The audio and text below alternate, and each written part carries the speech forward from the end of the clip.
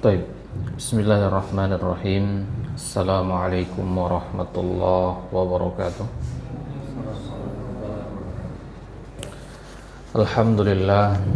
Alhamdulillahi wa kafa.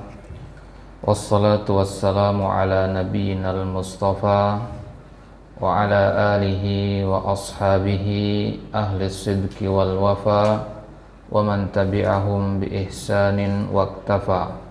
Amma ba'du, fallah manfa'na bima 'allamtana wa 'allimna ma yanfa'una wa zidna ilman ya rabbal alamin. Wa ikhwani fid din, jamaah Masjid Baitur Rahman rahimani wa rahimakumullah.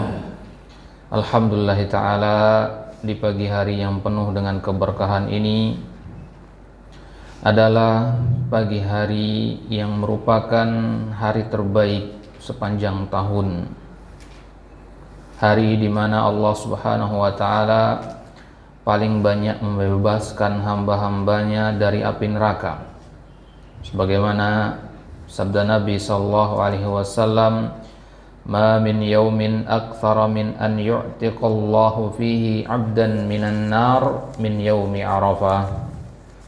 Tidak ada hari di mana Allah Subhanahu wa Ta'ala membebaskan hambanya dari neraka lebih banyak daripada hari Arafah.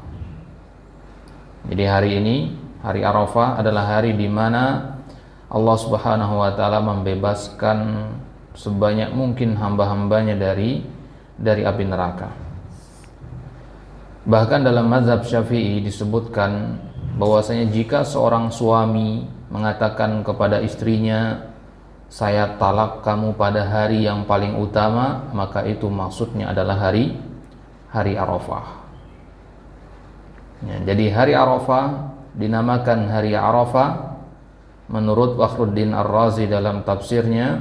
Ada 8 alasan penamaan kenapa dinamakan Arafah. Salah satunya adalah karena pada hari itu Nabi Ibrahim alaihissalam mengetahui, yang mana mengetahui dalam bahasa Arab disebut Arafah, maka dinamakan hari Arafah. Mengetahui apa? Mengetahui dengan pasti bahwasanya mimpi beliau pada malam hari sebelumnya adalah dari Allah Subhanahu wa Ta'ala. Hari sebelum hari Arafah disebut hari apa? Hari Tarwiyah. Tarwiyah artinya berfikir, merenung, karena pada hari itu Nabi Ibrahim alaihissalam masih berpikir dan merenung akan kebenaran mimpinya. Apa mimpi Nabi Ibrahim? Untuk menyembelih anaknya Nabi Ismail alaihissalam, dalam mimpi tersebut. Maka di hari Tarwiyah Nabi Ibrahim masih merenung, ini beneran dari Allah atau dari syaitan. Maka kemudian muncullah petunjuk dari Allah dalam hati beliau. Yakinlah beliau bahwasanya itu adalah perintah dari Allah. Keyakinan itu, pengetahuan itu muncul pada hari Arafah. Hari Arafah ini juga adalah hari yang dimaksud dalam firman Allah Subhanahu wa Ta'ala, "Al-yauma akmaltu lakum dinakum." Pada hari ini kusempurnakan bagi kalian agama kalian. Jadi Islam ini sempurnanya pada hari Arafah. Bahkan orang-orang Yahudi mengatakan kepada Umar, sungguhnya kalian itu memiliki hari.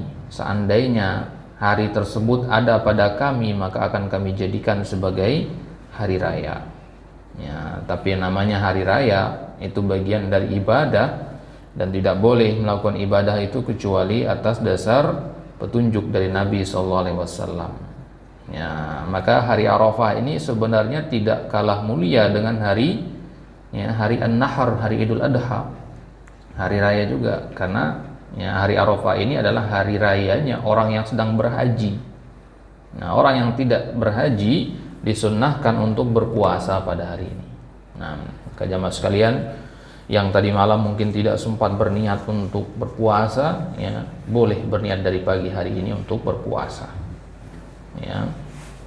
Baik, puasa ini sendiri keutamaannya diriwayatkan dari Abi Qatadah, Nabi SAW mengatakan bahwasanya puasa pada hari Arafah itu ya menghapus dosa setahun sebelumnya dan setahun setelahnya. Nah, maka satu hari setara dengan 2000 hari kala Atha bin Rabbah. Barang siapa berpuasa pada hari Arafah itu setara dengan dia berpuasa pada 2000 hari. Maka ini adalah keutamaan yang sangat besar sekali. Semoga kita semua yang hadir di pagi hari ini mendapatkan keutamaan dan keberkahan hari Arafah ini. Baik. Ya, maka tidak ada hal yang lebih baik untuk mengawali ya hari yang mulia ini selain dengan zikrullah, yaitu dengan ya ta'allum al-ilm syar'i, yang mempelajari ilmu syar'i.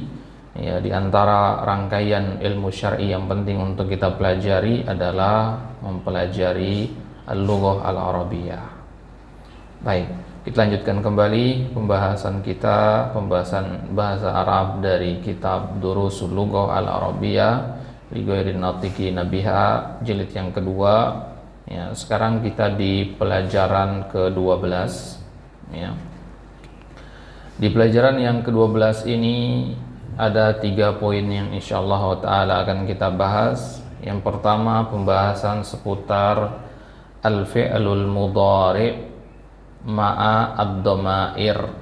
Fi'il mudhari' ya, jika digandeng dengan domir. Ya, apa itu domir? Kata ganti.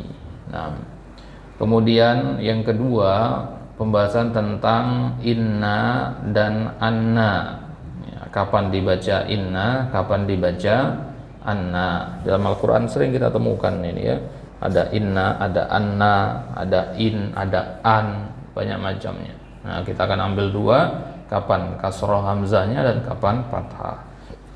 Kemudian poin yang ketiga nanti tentang asma ayyamil usbu', nama-nama hari dalam bahasa Arab. Baik, ya, kita mulai dari pembahasan yang pertama, yaitu fi'il mudhari beserta domir-domirnya. Nah, jadi sebagaimana kita ketahui bahwasanya ya fi'il atau kata kerja dibagi berdasarkan waktunya menjadi berapa? Menjadi 3. Yang pertama namanya fi'il madhi, yang kedua fi'il mudhari, yang ketiga fi'il amr. Ya, fi'il madhi itu apa? Kata kerja telah lewat, itu fi'il madhi. Kemudian fi'il mudhari, kata kerja yang sekarang dan akan datang. Ya, kemudian fi'il amr itu kata kerja perintah. Nah, ya, ini 3 jenis kata kerja dalam bahasa Arab. Jadi kalau kita ketemu kata kerja di dalam Al-Quran, dia tidak akan keluar dari 3 waktu ini. Nah, ya, fi'il madhi artinya telah lampau. Maka ya, ketika Allah Subhanahu wa taala di dalam Al-Qur'an menceritakan kepada kita tentang umat-umat terdahulu, Allah gunakan fi'il madhi ya, karena sudah terjadi. Namun ada satu peristiwa yang belum terjadi tapi Allah gunakan fi'il madhi. Apa itu? Yaitu peristiwa-peristiwa yang akan terjadi pada hari kiamat nanti. Terbelahnya langit, kemudian hancurnya gunung-gunung, ya, kemudian ya bagaimana langit itu digulung dan sebagainya. Itu Allah ceritakan dengan menggunakan fi'il madhi, padahal belum terjadi. Ya, hikmahnya kata para ulama, karena hari kiamat itu pasti terjadi. Ya, maka sesuatu yang pasti terjadi, ya, digunakanlah fi'il madhi. Kalau pakai fi'il mudhari, ada kemungkinan tidak terjadinya. Kayak kita mau mengatakan, ya saya akan pergi. Ada kemungkinan nggak jadi pergi. Tiba-tiba ada acara yang lain misalkan, tiba-tiba ada keperluan. Ya. Tapi kalau menggunakan fi'il madhi maka pasti terjadi. Nah, tapi kalau kita tentu nggak boleh mengatakan pasti terjadi ya. Ya, maka kita katakan di dalam Al-Quran, wala taqulanna li syai'in inni fa'ilun dzalika ghada illa an yasha Allah. Nggak boleh sekali-kali wala taqulanna. penekanan di situ.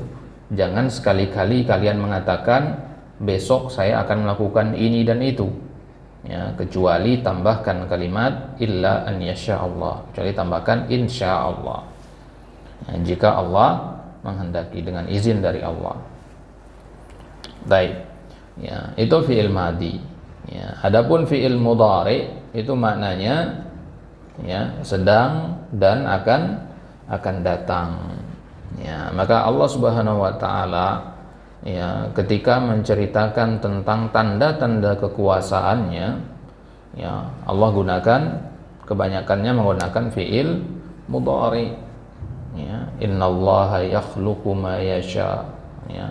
Allah menciptakan apapun yang Ia kehendaki. Yakhluqu di situ pakai fi'il mudhari. Dan salah satu tempat di mana fi'il mudhari digunakan adalah ketika perbuatan itu berulang-ulang, ya, perbuatan yang berulang-ulang itu gunakannya fi'il mudhari, ya. Baik, ya, maka nanti kalau kita ketemu di Al-Quran ada ayat-ayat yang diawali dengan, atau surat-surat yang diawali dengan yusabbihu lillah, ada ayat surat-surat yang awali dengan sabbaha lillah. Apa bedanya yusabbihu dengan sabbaha?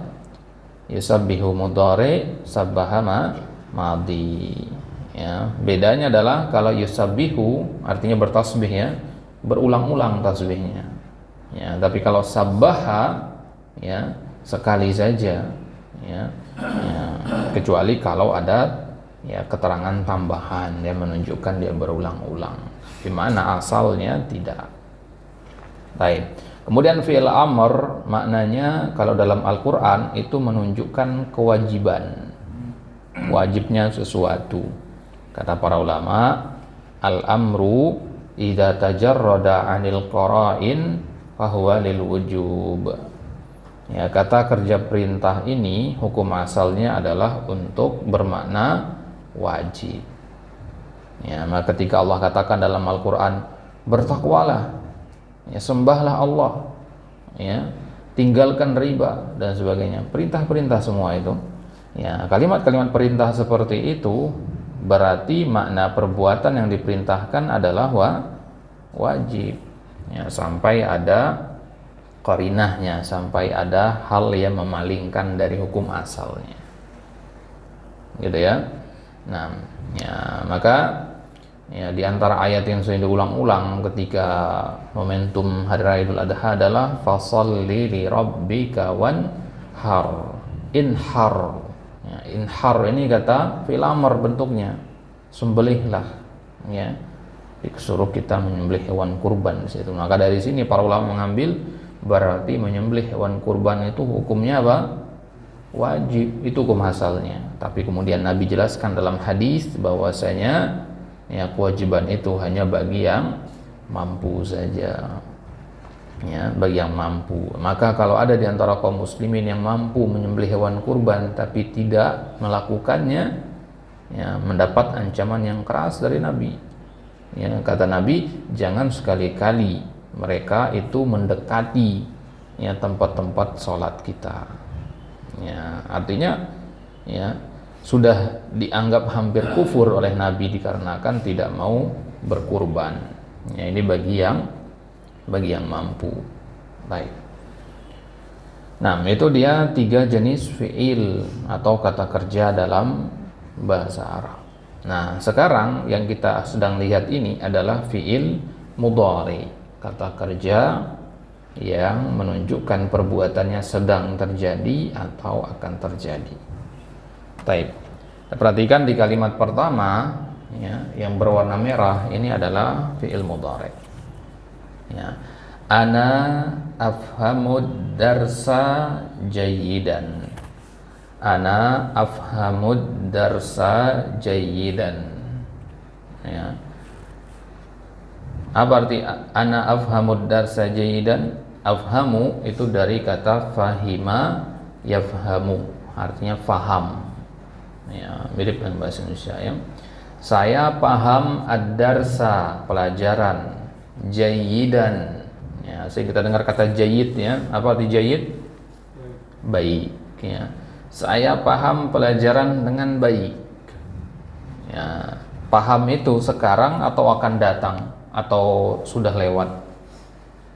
Ketika orang mengatakan saya paham pelajaran itu, ya sudah lewat, sekarang atau akan datang? Sekarang. Ya, sekarang ini saya sedang paham, gitu kan maksudnya. Ya, maka di sini digunakanlah fiil mudhari, ya, afhamu. Taib. Ana afhamu. Ya. Kemudian kalau kami, maka jadinya lihat kalimat sebelahnya, nahnu nafhamu. Ya, kalau saya apa? Afhamu. Nah, berarti perhatikan ini jamaah sekalian, kalau di Al-Qur'an nanti kita ketemu di awalnya a, ya, adhabu, afhamu, aqra'u, adrusu, ya, itu berarti pelakunya domir ana, saya. Gitu ya. Berarti di situ kata-katanya di situ saya. A'budullah, saya menyembah Allah. Gitu ya. Kalau kita ketemu nanti a di depannya. Kalau di depannya huruf nun, na, berarti artinya apa? Nahnu, apa arti nahnu? Kami, ya. Ya, iyyaka na'budu, oh berarti kami, ya, menyembah, ya. Kami menyembah. Nasta'in, kami minta pertolongan. Nusabbihu, ya pokoknya kalau depannya huruf nun itu maknanya pelakunya adalah kami. Ya. Pada akbar enggak itu? Nah, kalau yang seperti itu enggak, ya, karena dia ada jenis lain, ya. Nah, karena itu bukan kata kerja. Ini kalau bentuknya kata kerja. Ya, kalau akbar ini isim tafdil namanya. Dia kata benda dia. Ya. Baik. Nah, jadi a itu artinya ana. Nafhamu itu nahnu. Baik. Ya, ana afhamu, nahnu nafhamu. Bagaimana cara membuatnya? Bagaimana kalau huwa? Bagaimana kalau hum? Bagaimana kalau antum? Beda-beda berarti ya. Nah, jadi akar katanya sama, tapi penambahan di depannya itu yang beda-beda. Ada ditambah a, ada ditambah na, ada ditambah ta, ada ditambah ya. 4 itu ya. Nah, kita sudah ambil 2, a sama na. Nah, ya sekarang. Kalau ditambah ya, ya itu artinya dia, laki-laki. Ya, yafhamu berarti ya, yafhamu. Nah, misalkan kita tuliskan di sini. Kan tadi afhamu artinya saya, nafhamu kami atau kita. Nah, kalau iya, ya, yafhamu, ya itu dia dari kata huwa dia, ya, dia laki-laki, gitu ya, itu huwa. Ya, kemudian ada satu lagi ta, ya, tafhamu, ya, itu dari kata, ya, hiya atau anta boleh, ya, hiya atau anta. Nah, ini 2 ya, ya, baik. Berarti fi'il mudhari itu pasti diawali oleh 4 huruf ini. Tadi ada apa hurufnya? Yang pertama a, yang kedua na, yang ketiga ya, yang keempat ta. Ya, hamzah, nun, ya, ta. Jadi kumpul menjadi kalimat Anita. Ya, Anita. Jadi fi'il mudhari itu pasti diawali dengan salah satu dari 4 huruf ini. Afhamu, nafhamu, yafhamu, tafhamu. Ya, perbedaannya apa? Yaitu tadi pelakunya siapa. Kalau afhamu pelakunya ana, nafhamu pelakunya nahnu, yafhamu pelakunya huwa, tafhamu pelakunya hiya atau anta. Ya, hiya artinya apa? Dia, perempuan. Nah, anta kamu laki-laki 1 orang. Berarti kalau kita mau mengatakan kamu sedang membaca, kita katakan taqra'u. Ya, kita cari kata di dalam kamus yang artinya membaca. Oh, ada kata qara'a yaqra'u. Nah, di kamus dikatakan qara'a yaqra'u. Qara'a itu madinya, yaqra'u itu mudhari'nya. Kita ambil mudhari'nya, yaqra'u. Ya, kemudian kita rubah tambah dengan ta di depannya, jadinya taqra'u. Nah, Itu untuk kata kerja itu sebenarnya. kata kerja. Oh, seperti kalau misalnya tafid, Hmm? tafid. Tahfiz. Nah, Nah, kalau tahfiz ya, ini dia bukan kata kerja, dia hitungannya kata benda, tapi diambil dari kata kerja. Jadi tahfiz itu diambil dari kata hafizo yahfazu, artinya menghafal ya, atau menjaga. Tahfiz artinya penjagaan atau hafalan gitu sebenarnya. Ya, penghafalan Al-Quran, ya, tahfizul Quran. Ada dua ya, tahfiz, ada hifz. Ya, hifzul Quran sama tahfizul Quran. Ya. Kalau tahfizul Quran berarti pengajaran agar murid itu menghafal Al-Quran. Kalau hifzul Quran berarti kita sendiri yang menghafal Al-Quran. Gitu. Ya, berarti kalau kita ajarin anak kita untuk menghafal Al-Quran itu namanya tahfiz. Ya, kalau kita menghafal sendiri itu namanya hifzul Quran. Ya, jadi dia dari kata hafizha yahfazu. Jadi kata-kata yang kita dengar sekitar kita itu, ya, itu pasti punya akar kata 3 huruf. Ya, tahfiz itu 4 huruf. Ya, ya berapa? Ya 5 huruf ya. 5 huruf tahfiz, panjang ada ya-nya. Nah, kita berarti ada 2 huruf tambahan di situ. Nah, kita cari nanti tambahan yang mana. Ya, ketemulah 3 huruf ha, fa, dha. Ya, itu yang kita cari di kamus. Gitu. Ya, misalkan kita dengar kata ibadah, ya itu sudah ya berapa huruf? Ain, ba, alif, dal, ta marbuthah. Udah 5 huruf ya. Ya. Nah, berarti ada tambahan 2 huruf di situ. Nah, setelah kita buah huruf tambahan ketemulah a, ba, da. Nah, itu akar katanya. Ya, masjid 4 huruf. ibadah tadi berakhir ta marbuthah misalnya. Nah, Bukan ta ha, marbuthah. ya. Nah, jadi kalau kata benda dia ta marbuthah. Nah, ibadah gitu. Ya, jadi kalau kita ketemu ini kata benda pasti ta marbuthah. Ta marbuthah itu hanya ada pada kata benda saja. Madrasah sekolah, kata benda berarti ta marbuthah. Gitu. Fatimah kata benda berarti ta marbuthah, gitu ya. Baik. Jadi fi'il mudhari ya, kalau ditanya semua orang apa itu fi'il mudhari, yaitu fi'il yang menunjukkan sekarang dan akan datang, biasanya diawali dengan apa tadi? 4 huruf. Apa saja huruf yang 4 itu? Hamzah, nun, ya, dan ta. Nah, perbedaan hamzah, nun, ya, dan ta itu tergantung kepada pelakunya, gitu ya. Baik. Sudah pernah kita bagikan tabel ya, tasrif fi'il mudhari, yazhabu, yazhabani, yazhabuna? Sudah belum? Yang warna-warni itu belum ya? Tasrif fi'il mudhari. Yang itu madi pemudhari itu.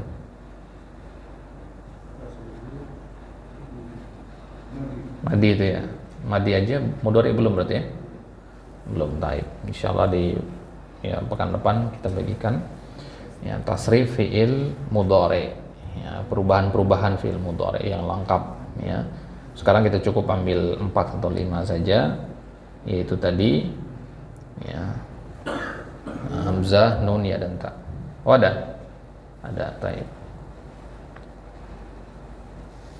Nah, jadi ya, kita punya kata kerja, misalkan ya kita ambil kata kerja zahaba. Zahaba artinya apa? Pergi. Ini fi'il madhi ya. Ya, kemudian mudhari'nya adalah yadhhabu. Yang ini kita tahu dari kamus. Dhahaba yadhhabu artinya pergi, itu tahunya dari kamus. Nah, sekarang dhahaba yadhhabu ini kan ada dua kata ya.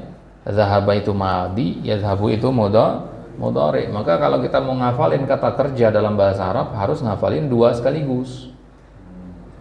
Ya, kalau dalam bahasa Indonesia makan, ya udah makan selesai. Ya, dalam bahasa Inggris eat, udah selesai. Ya. Beliau dalam bahasa Arab dua kata langsung. Dhahaba yadhhabu. Kenapa nggak cukup dhahaba saja? Ya. Ya, kenapa harus ditambahkan yadhhabu juga? Ya, karena nanti bisa jadi ada dua kata kerja yang sama-sama dhahaba, artinya beda dikarenakan mudhari'nya beda. Jadi kalau dhahaba yadhhabu beda artinya dengan dhahaba yadhhibu misalkan. Ya, maka harus ya hafalin. Misalkan nanya kepada kita, ya akhi, apa arti dhahaba? Tanya balik, dhahaba yang mana tuh maksud? Dhahaba yadhhabu, dhahaba yadhhibu, atau dhahaba yadhhubu gitu. Gitu ya. Nah, jadi perubahan harokat itu ya, harokat huruf ha itu ya. Nah, kalau kita cari di kamus, dhahaba yadhhabu itu artinya pergi ya. Kalau dhahaba yadhhubu artinya apa? Dhahaba yadhhibu artinya apa? Ya, syukurnya di kata dhahaba ini enggak ada. Ya, hanya cuma satu saja ya, dhahaba yadhhabu saja. Tapi di fi'il kata kerja yang lain ada yang begitu nanti gitu. Ya.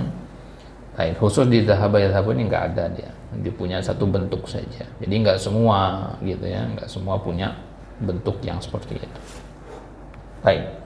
Jadi ya, dhahaba itu fi'il madhi, yadhhabu itu fi'il mudhari. Nah, sekarang kita fokus di yadhhabu ini. Tadi kalau kita katakan saya pergi, ya kita tambahkan huruf apa di depannya? A. Nah, perhatikan sekarang kata yadhhabu. Ya, yadhhabu ini huruf pertamanya apa? Ya, huruf ya. Huruf keduanya harus sukun ya. Yadhhabu. Nah, berarti kalau ya saya pergi, ya ini kita ganti dengan a. Jadinya apa? Azhabu. Ya, barulah artinya saya pergi. Gitu ya. Nah, sekarang kalau kami pergi, berarti a tadi kita ganti dengan apa? Nah, ya jadinya apa? Nazhabu. Ya, nazhabu. Ya, artinya kami pergi.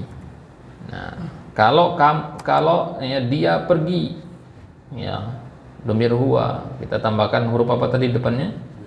Ya, ya jadinya apa? Yadhhabu. Ya, artinya ya dia pergi, dia laki-laki. Ya.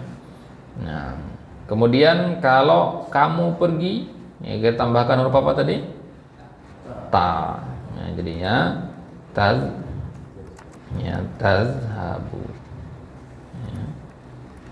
Tazhabu artinya kamu pergi, satu orang laki-laki, anta ya, anta ta. Nah, ya sekarang lihat di sini. Ini kata kerjanya zahaba yazhabu. Nah, sekarang kalau kita ganti dengan qara'a yaqra'u.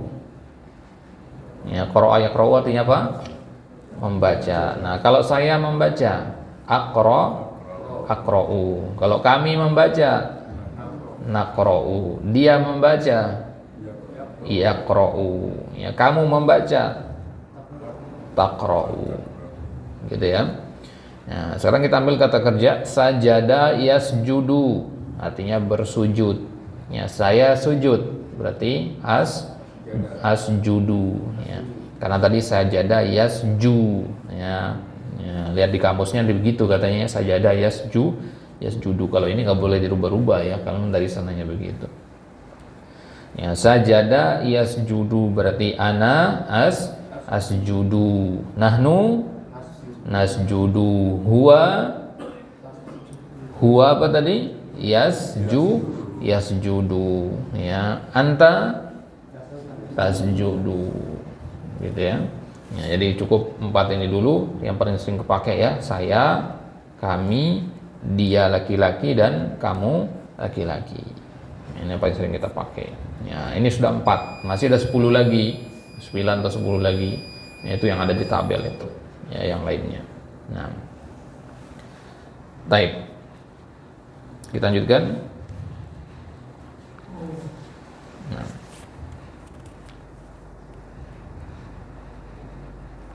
Baik. Kemudian tadi kita katakan bahwasanya fi'il mudhari itu bisa berubah-ubah tadi kan huruf depannya ya. Ya, huruf belakangnya juga bisa berubah. Nanti kita lihat perubahannya di sini. Ya, perhatikan ada istilah mufrad di sini. Apa itu mufrad? Tunggal, satu orang berarti ya. Kemudian ada mudzakkar. Apa itu mudzakkar? Laki-laki. Berarti mufrad mudzakkar artinya apa? Tunggal dan satu orang, tunggal dan laki-laki. Ya, satu orang laki-laki. Kalau lawan bicara kita adalah satu orang laki-laki, maka domirnya adalah anta. Ya. Anak ngomong sama Damanik, berarti kata ganti yang anak pakai adalah anta. Anta ya Damanik. Ya, ta di situ anta ya. Nah, maka kalau fi'il mudhari'nya tadi ya pakai ta di depannya. Ya, lihat di sini contohnya ta'rifu. Ta di depannya ya. Arafa ya'rifu artinya tahu. Ata'rifu, apakah engkau tahu bahasa Arab? Ya, berarti lawan bicaranya seorang laki-laki perempuan? Laki-laki. Ya. Kalau Anda sedang berbicara dengan laki-laki, dari kata kerjanya saja sudah tahu lawan bicaranya laki-laki atau perempuan. Gitu ya. Misalkan di balik tirai itu ada 2 orang berbicara. Ya. Yang satu suaranya laki-laki, tapi yang satu lagi belum ngomong dia. Ya. Ya, maka bagaimana kita mengetahui lawan bicaranya satu lagi itu laki-laki atau perempuan? Lihat kata ganti yang dipakai sama si laki-laki tadi. Ya, kalau dia mengatakan ata'rifu, oh berarti lawan bicaranya laki-laki. Kalau lawan bicaranya perempuan, lihat sebelahnya, jadinya ta'rifina. Ya, ta'rifina. Ya, kalau lawan bicaranya adalah muannas. Ya, seorang perempuan, satu orang. Apa domirnya kalau satu orang perempuan lawan bicara kita? Anti. Kalau satu laki-laki anta. Ya, anti. Ya, anti jadinya ta'rifina. Anti ta'rifina. Perubahannya lihat. Ta'rifina itu penambahan huruf ta di depan, ya dan nun di belakang. Ya, ta di depan, ya dan nun di belakang. Ya, jadi kalau laki-laki ta'rifu, perempuan ta'rifina. Agak susah ya kalau perempuan ya, ta'rifina ya. Ya, anti ta'rifina. Berarti kalau tafhamu, anta tafhamu, anti tafhamina. Ya, agak susah ya. Nah, enggak apa-apa ya, kita tahu dulu bedanya ya antara anta dan anti. Anta itu huruf tak doang di depannya. Kalau anti ada ya dan nun juga di belakangnya. Ya, baik. Nah, kalau jama' laki-laki kita katakan tadhhabuna, domir antum. Ya, kalau antunna tadhhabna. Nah. Ya.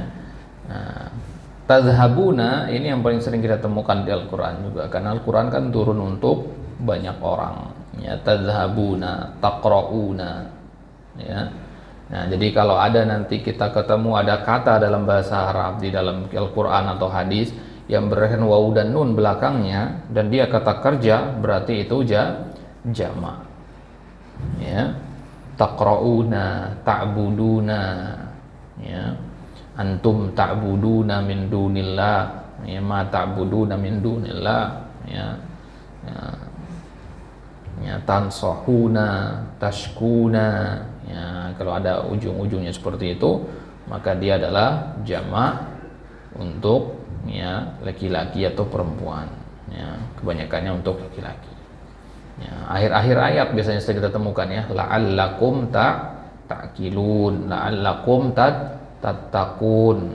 Ya, ta'qilun, tattaqun dan seterusnya itu semua kata gantinya kepada jama'. Gitu ya, kepada jama'. Nah, ya, al-muhim ya, ini sorof masuknya ya. Ini pembahasan ilmu sorof, perubahan seperti ini ya, dari ta'rifu menjadi ta'rifina, tadhhabuna menjadi tadhhabna, perubahan yang banyak sekali ya. Maka kadang kalau kita awal-awal belajar bahasa Arab itu ya ngerasa mumet itu di sini ya, karena banyak yang harus diingat pola-pola itu gitu ya. Baik, jadi selain dituntut paham juga harus hafal. Nah, itu kalau sorof ya jadinya agak susah. Kalau nahu paham saja sudah cukup. Nah, gitu. Nah, ya, jadi yang seperti ini memang butuh dilatih berulang-ulang, sering-sering diulang-ulang gitu ya. Para santri saja yang belajarnya tiap hari ya, ini kadang juga bingung di sorof itu ya. Baik. Ya, jadi nggak masalah, yang penting kita tahu bahwasanya kata ganti itu oh ternyata berubah pelakunya, berubah juga bentukannya itu ya. Nah, baik. Kemudian ya poin selanjutnya yang akan kita bahas adalah tentang tentang inna dan anna tadi ya. Ya, perhatikan ya, jadi poin intinya adalah ya inna dengan anna itu artinya sama. Apa contohnya yang ada inna di Al-Quran?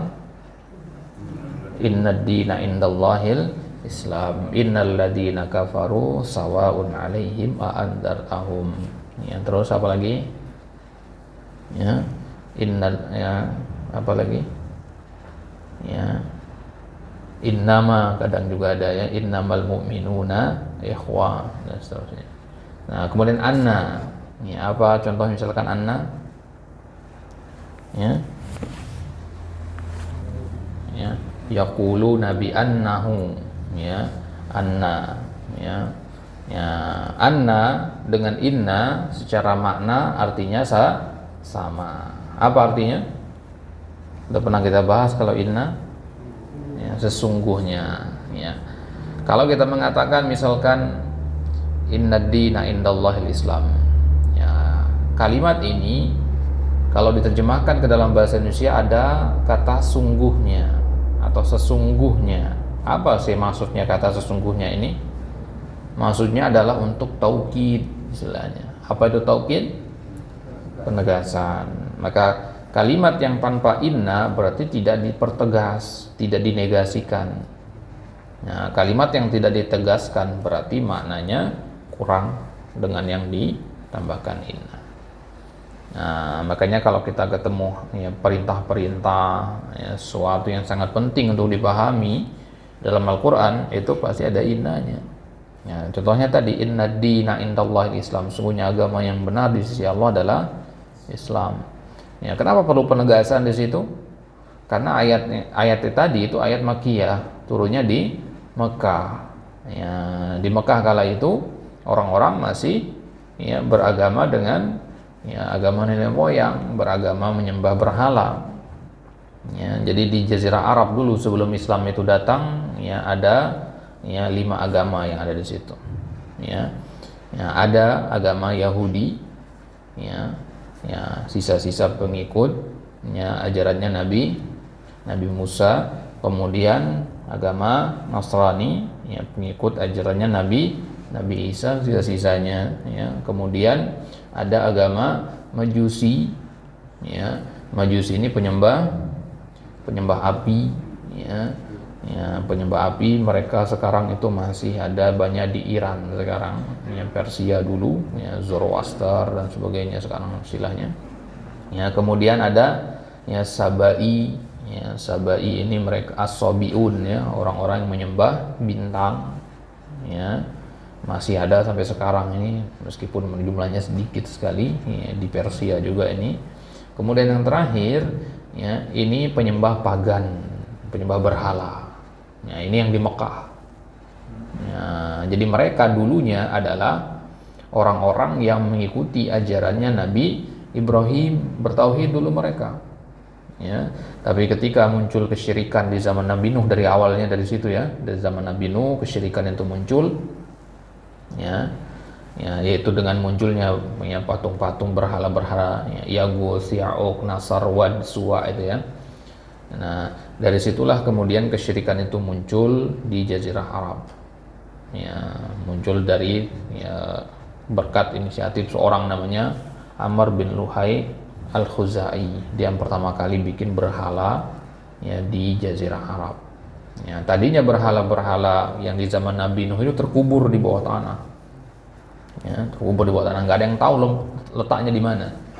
Ya, kemudian Amr bin Luhai ini bermimpi malam hari, ya, dikasih tahu sama syaitan, ya, coba kamu gali di sekitar sini dan sini, di situ ada berhala. Digali lagi berhala-berhala itu kemudian disebarkan ke suku-suku yang ada di Makkah. Nah, dari situlah menyebar ajaran ya penyembahan terhadap berhala atau pagan itu. Nah, karena ayat tadi turunnya kepada orang-orang dengan agama yang berbeda-beda, maka dipertegaslah di situ, inna dina indallahil Islam. Ya, sesungguhnya benar-benar agama yang paling benar itu hanyalah Islam saja. Nah, itu makna dari inna dan anna. Bedanya dari sisi tatanan bahasa adalah inna itu di awal kalimat. Ya, inna itu di awal kalimat. Nah, maka contoh tadi ayat tadi inna dina indallahil Islam. Ya, tapi kalau anna itu di tengah, ya pasti ada kata yang mendahuluinya. Sami'tu annaka, ya aku mendengar bahwasanya kamu begini-begini. Ya, ada kalimat, ya saya telah mendengar. Ya. Tapi kalau di depan pasti bacanya inna. Nah ini kaidah nanti kalau kita baca kitab, ya. Kita baca kitab itu kan gundul yang nggak ada harokatnya, ya. Gimana membedakannya nanti? Oh, kalau di depan berarti inna.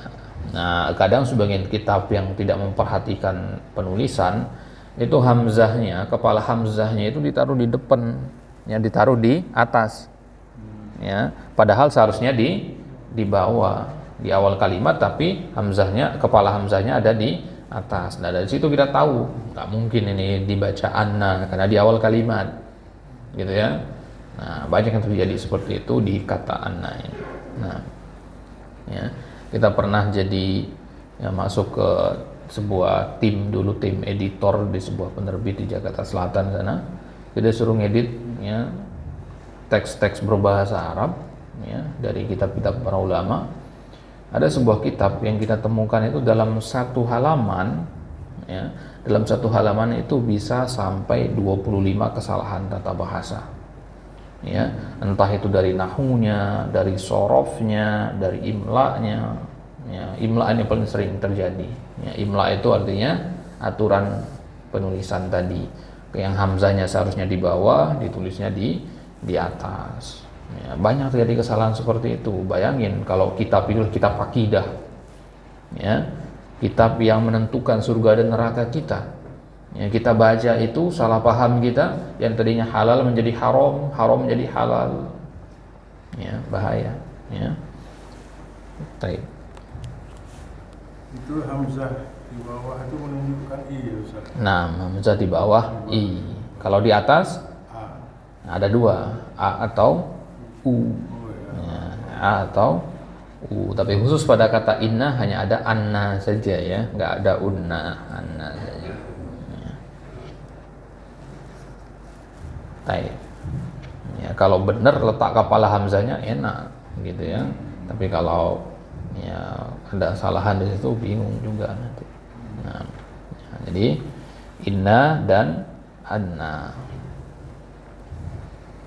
Baik, ya, itu ringkasnya ya, inna di awal kalimat, kemudian anna di akhir. Kemudian dari sebelahnya di sini asma ayyamil usbu', nama-nama hari dalam satu pekan, ya. Ya, nama-nama hari ya dalam bahasa Indonesia tentu kita sudah tahu ya, tapi penulisan dalam bahasa Arab yang penting. Ya, hari Sabtu, ya kita mulai dari hari Sabtu, yaumus sabti. Ya, sabti, ya, baknya sukunnya Sabtu bahasa kita ya. Kalau dalam bahasa Arabnya sabtu juga, ya, baknya sukun, sabtu. Ya, karena di sini ada kata yaumu, maka jadinya as-sabti. Nah, berarti boleh as-sabtu, boleh as-sabti, gitu ya. Nah, kalau versinya orang Yahudi dinamakan hari Sabat itu ya. Ya, hari Sabat. Ya, hari Sabat ya. Yaumu as-sabti. Nah, kemudian Ahad ya biasa ya, Yaumul Ahad. Ahad. Nah, nggak ada yang panjang. Nah, kemudian hari Senin sebutnya Yaumul Itsnain. Ya, Itsnain. Ya, Senin, ya, Itsnain. Ya, bukan Isnin ya. Ya, sehingga kita temukan di kitab juga Isnin, itu keliru. Yang benar Isnain. Ya, kemudian hari Selasa sebutnya hari Sulasa. Sulasa. Ya, As-Sulasa. Ya, As-Sulasa. Penulisannya seperti itu ya. Bukan As-Salasa, bukan. Ya, As-Sulasa. Nah, ya, jadi setelah lam ada alif. Ya, Sula panjang. Ya, Sula sa, Yaumus Sulasa. Nah, dulu pernah kita ada kejadian ya, kita mengadakan sebuah webinar ya, sebuah seminar begitu ya. Ya, bikin pamflet besar dipasang di pinggir jalan di kampus di Libya.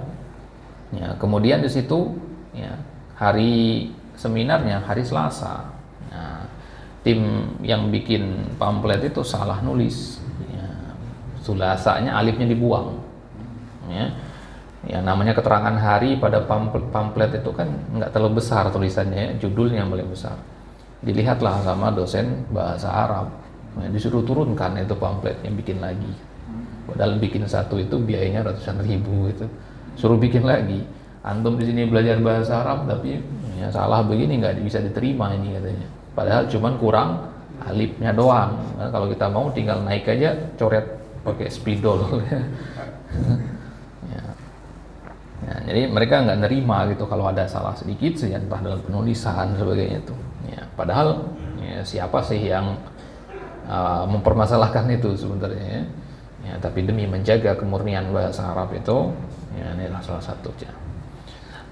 Jadi As-Sulasa hari Selasa. Ya, kemudian hari Rabu Al-Arbi'a. Ya, Arbi'a, Yaumul Arbi'a. Kemudian hari Kamis Yaumul Khamis. Ya, bukan Khamis ya. Kalau Khamis itu artinya kelima.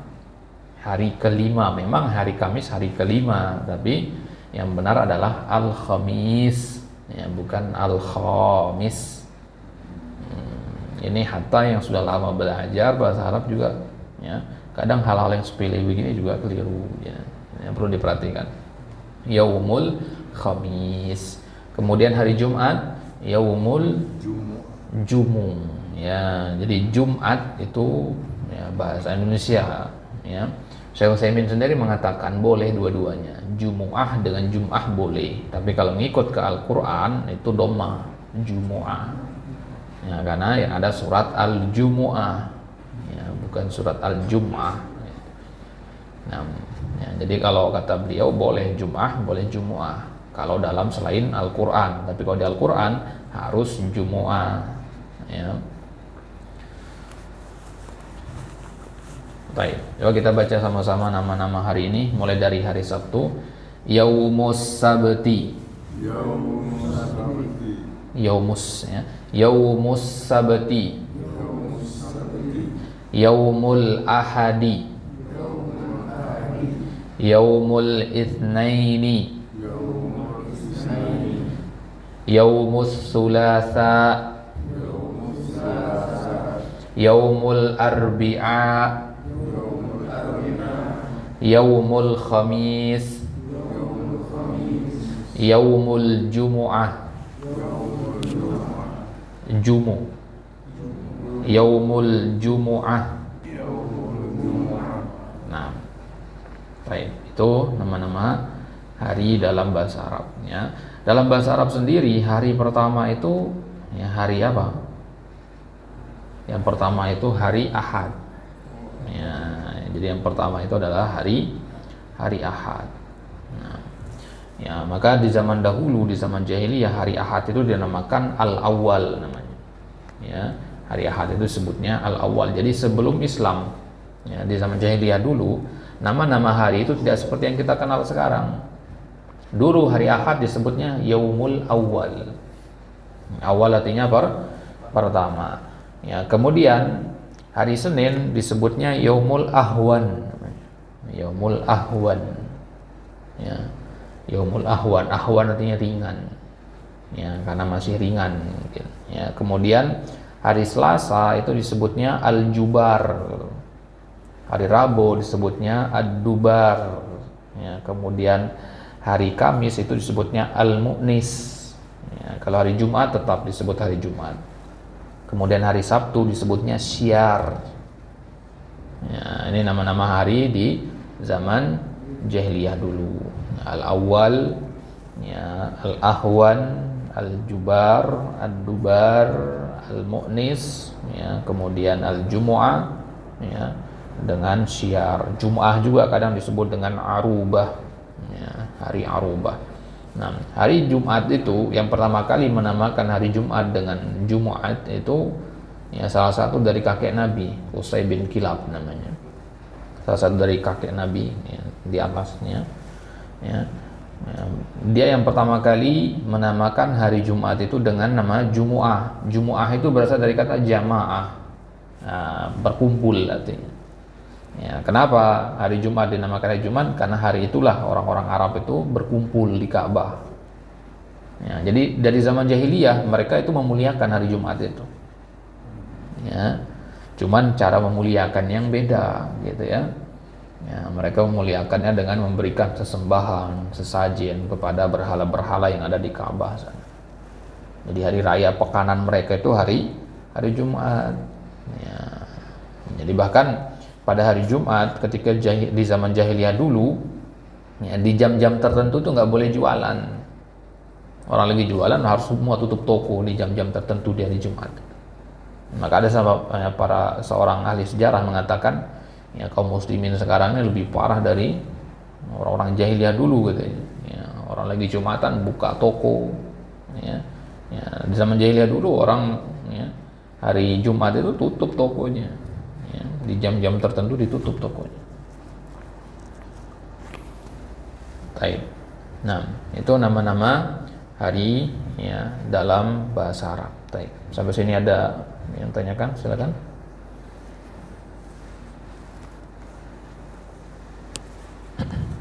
Nah, diperhatikan tadi penulisannya ya. Ya, dilatih menulisnya tanpa melihat ke teks, gimana cara menulis nama-nama hari tadi ya, Sabat, Al-Ahad dan sebagainya.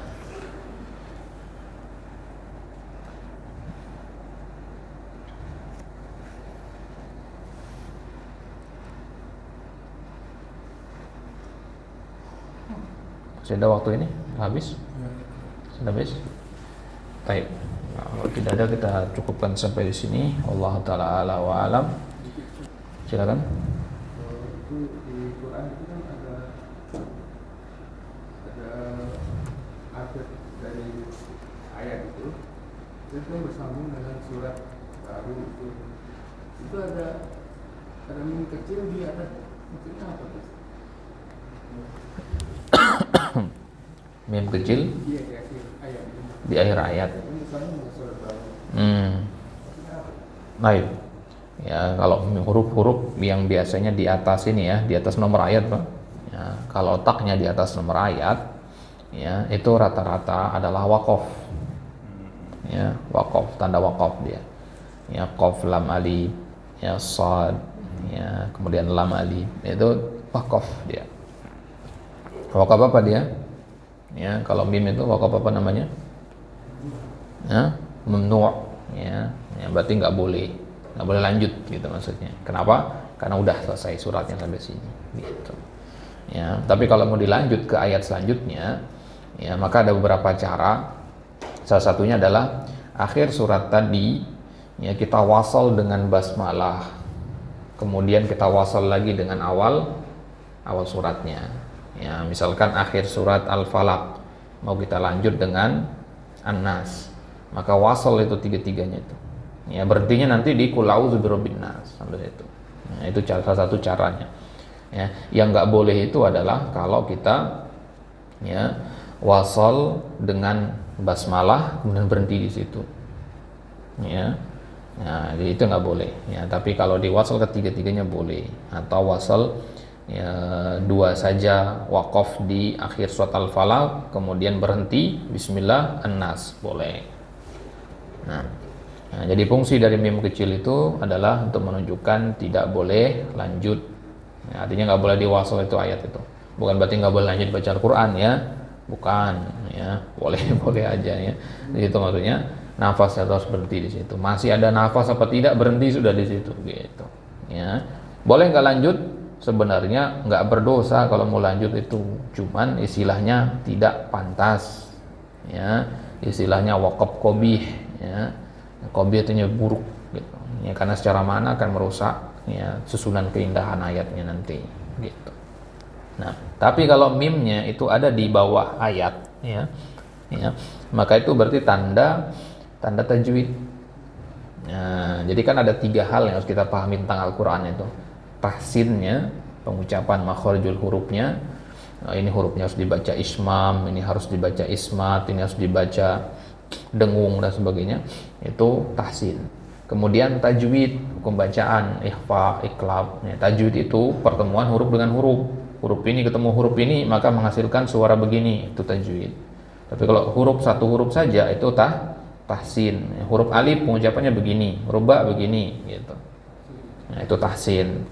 Tajwid pertemuan huruf dengan huruf, 2 huruf, ya, atau tanda-tanda mad, ya, itu tajwid. Kemudian yang ketiga, yang terakhir harus diketahui tentang Al-Quran itu adalah wakofnya. Nah, kebanyakan kaum muslimin itu sampai pada tajwid. Kita dulu pas masih kecil biasanya diajarin sampai tajwid doang, ya kan, diajarin ikhfa, kita di kecil dulu kan tahu kita itu ikhfa apa. Rata-rata kaum muslimin tahu ikhfa, iklab, itu izhar itu tahu dia. Tapi untuk sampai ke wakaf jarang biasanya. Padahal wakaf ini juga nggak kalah penting. Maka Ali bin Abi Thalib ketika menafsirkan waratil Qur'ana tartila, tartil Al-Quran itu maksudnya apa? Mengetahui tajwid dan wakaf. Ini maksud dengan tartil itu. Kenapa? Nah, kalau sifat huruf masuk ke tahsin, ya. Kalau dalam kitab-kitab tajwid, sifat huruf itu dimasukkan ke awal. Ya, kitab tajwid biasanya dibagi 2 dia. Pelajaran tentang sifat-sifat huruf sama makharijul huruf, ya. Ya, baru kemudian ke tajwidnya. Sebagai dalam matan-matan, ya, dalam syair-syair para ulama tentang ilmu tajwid, itu biasanya bagian-bagian awal, ya, itu pembahasan tentang makhraj, kemudian sifat, kemudian tajwid, gitu. Ditutup dengan waqaf dan ibtida. Ya, waqaf dan ibtida itu waqaf maksudnya. Nah, ya, jadi kalau mim berada di bawah itu tanda tajwid, ya. Tanda, ya, apa namanya? Ya, iklab, ya, iklab. Mim ba'di, ya. Afwan, bukan di bawah, di atas, ya. Di atas nun ketemu dengan ba. Nah, iklab itu membalik, jadi dibalik huruf nun menjadi huruf mim, mim ba'di, ya. Seharusnya min ba'di, tapi karena ketemu dengan ba selanjutnya, ya, muncullah mim itu. Iqlab artinya dari kata qalb artinya membalik, ya, dibalik sempurna bunyinya, gitu. Izhar artinya zuhur, matahari sedang jelas-jelasnya, berarti izhar artinya terang dan jelas, gitu. Ikhfa, ya, samar-samar dan seterusnya. Nah, baik. Itu apa di akhir huruf juga ada lam alif ya? Di apa? Kan ada di tengah huruf juga ada di tengah ayat. Di tengah ayat, nah. Ada lam alif. Jadi itu nggak boleh berhenti di situ. Lam alif itu dari kata la. Apa itu la? Satu lagi yang di akhir ayat ada juga ada. Nah, sebenarnya wakaf itu nggak mesti di akhir ayat, ya. Ya, wakaf itu di mana ayat itu sudah, ya, atau sepantasnya kita berhenti di situ, gitu. Kayak koma bahasa Indonesia, ya. Koma itu kan di tengah kalimat, ya. Di akhir kalimat itu titik, gitu. Nah, nomor-nomor nomor ayat itu itulah titik, ya. Tapi terkadang, ya, titik ini atau nomor surat ini, nomor ayat ini, ya, ayat yang pertama dengan ayat yang kedua masih bersambung maknanya, ya, sehingga ayat pertama sama ayat kedua harus digabung, ya, dikasihlah tanda di situ nanti. Gitu. Tanda bahwasanya ayat pertama ini masih ada hubungan sama ayat kedua. Gitu. Ya. Kita kemarin belum sampai ya pembahasan wakaf ya, masih simbol-simbol aja ya. Nah, insya Allah nanti kalau ada kesempatan kita lanjutkan itu pembahasan wakaf itu. Penting juga soalnya kita tahu. Ya, sad, lam, qaf, lam, alif itu kan mananya apa. Nah, jadi la itu, lam, alif itu bisa di tengah, bisa di akhir. Ya. Sama-sama wakaf fungsinya. Cuman kalau dia berada di tengah, artinya ya ayat ya kalim ini sudah satu nomor ayat itu terdiri dari 2 kalimat gitu. 2 kalimat. Kalimat pertama sudah sempurna, kalimat kedua nah ini dia gitu. Itu lebih kayak koma. Kalau koma kan dalam bahasa Indonesia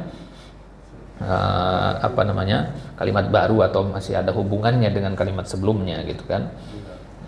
Kalimat pertama adalah sebab untuk kalimat kedua. Nah, salah satunya kita ketahui dengan tanda wakaf itu. Gitu. Makanya kalau kita paham bahasa Arab dengan baik, kemudian paham wakaf dengan baik, wah enak sekali baca Al-Quran itu, ya, mendengar bacaan Al-Quran. Ya. Karena kalimat-kalimatnya pas, berhentinya pas. Ya. Menjadi seorang imam juga penting pengetahuan tentang ini. Ya, jangan sampai nanti ya, berhenti tidak pada tempat yang tepat atau mulai dari tidak pada tempat yang tepat ya, sehingga makna ayatnya menjadi ya terpotong ya, kurang bagus gitu. Misalkan ada imam yang berhenti di kalimat misalkan ya, fawailul lil musallin ya, kemudian dia ruku di situ misalkan ya nggak boleh ya, yang kurang pas karena fawailul musallin celaka orang-orang yang sholat. Nah, berarti semua orang sholat celaka. Padahal yang sholat di situ yang dimaksud adalah di ayat selanjutnya. Nah, berarti nggak boleh sebenarnya berhenti di situ, gitu. Ya. Nah, jadi kalau masih ada korelasi ayatnya, jangan berhenti di situ. Baik. Ada lagi yang tanyakan? Sudah? Cukup ya. Baik, kita cukupkan sampai di sini. Wallahu taala ala wa alam. Ya. Nah. Ya, jadi tadi ya, karena kita masih pada hari yang mulia, hari Arafah, ya kita nasihatkan untuk diri sendiri dan jamaah sekalian untuk memperbanyak ya takbir, tahlil dan tahmid pada hari ini, ya pada hari Arafah ini dan seterusnya, pada besok hari dan seterusnya. Ya, kemudian memperbanyak juga doa, karena kata Nabi, ya afdalu du'ain, ya doa yaum Arafah. Doa yang paling afdol itu adalah doa pada hari Arafah, ya. Buka kitab-kitab doa dan zikir kita, baca doa-doa yang diajarkan oleh Nabi SAW. Ya, perbanyak doa pada hari ini. Ya, ini adalah sebaik-baik hari untuk berdoa. Ya, dan kata Nabi SAW, ya doa para nabi yang paling baik itu adalah doa zikir la ilaha illallah wahdahu la syarikalah lahul mulk walahul hamdu wa ala kulli syai'in qadir. Ya, itu kita ulang-ulang terus di hari ini. Ya. Ulang-ulang kalimat istighfar, ulang kalimat tauhid la ilaha illallah dan sebagainya sampai ya hari ya tasyrik nanti.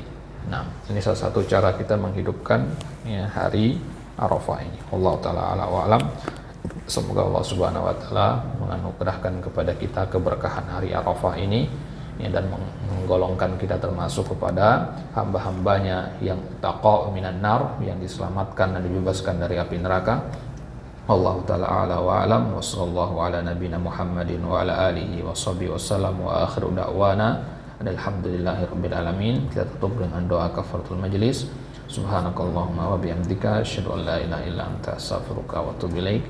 Assalamualaikum warahmatullahi wabarakatuh.